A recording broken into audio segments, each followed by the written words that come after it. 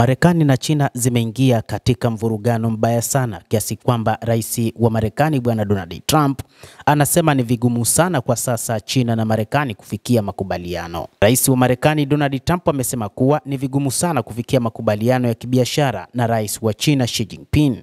Kauli hii inajiri wakati mataifa hayo yakiendelea na mazungumzo kuhusu ushuru mpya wa bidhaa. Hata hivyo, Umoja wa Ulaya umetangaza hatua chanya katika mazungumzo yake na Marekani licha ya Trump kuongeza ushuru wa vyuma na aluminium. Katika hatua mpya ya kibiashara ambazo zimechukuliwa na Donald Trump zimekuja wakati mawaziri wa nchi wanachama wa shirika la ushirikiano wa kiuchumi na maendeleo OECD wakikutana mjini Paris kujadili mustakabali wa uchumi wa dunia kufuatia msimamo mkali wa Marekani ambao umetikisa masoko ya kimataifa. Trump ameweka ushuru wa hadi 145% kwa bidhaa kutoka nchini China, hali iliyosababisha China kujibu kwa ushuru wa 125% kwa bidhaa za Marekani. Ingawa pande hizo mbili ziliafikiana makubaliano ya muda wa mwezi uliopita ili kupunguza mvutano, matumaini ya kufikia makubaliano ya kudumu yanaendelea kuyumba. Hata hivyo, wachambuzi wa mambo wametazama jambo hili wakisema kwamba wakati huu China imekuwa kiuchumi kiasi kwamba Marekani inakuwa na hofu huenda siku moja uchumi wa China utakuwa mkubwa zaidi kuliko Marekani ambayo inataka iendelee kuongoza uchumi wa ulimwengu, na ndio maana imeweka vikwazo vingi dhidi ya bidhaa mbalimbali zinazotoka katika taifa hilo la Uchina.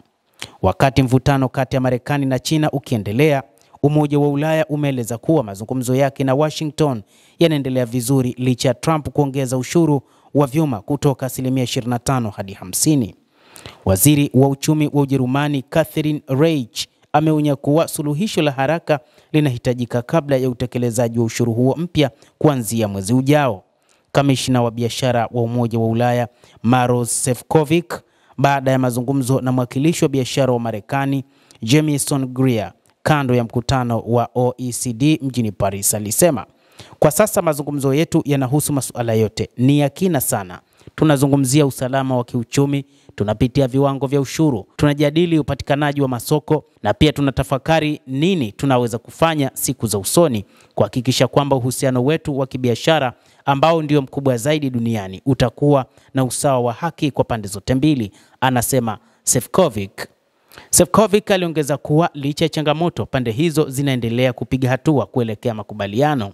Bidhaa kutoka mataifa 27 wanachama wa Umoja wa Ulaya zitakabiliwa na ushuru wa 50% kuanzia Julai 9 iwapo kutakuwa na makubaliano na Washington. Umoja wa Ulaya umesisitiza kuwa utajibu kwa hatua madhubuti. Kwa upande mwingine, Mexico imetangaza kuwa itaomba kusamehewa ushuru huo mpya. Waziri wake wa uchumi wa nchi hiyo Marcelo Ebrard amesema hatua hiyo si ya haki kwa kuwa Marekani inauza vyuma zaidi kwa Mexico kuliko inavyonunua kutoka huko. Wakati hayo yakiendelea, kundi la nchi 7 zenye uchumi mkubwa duniani G7 zinatarajia kujadili suala hilo katika mkutano wake wa kibiashara, huko muda ukizidi kuyoyoma kuelekea tarehe ya mwisho ya utekelezaji wa ushuru mpya.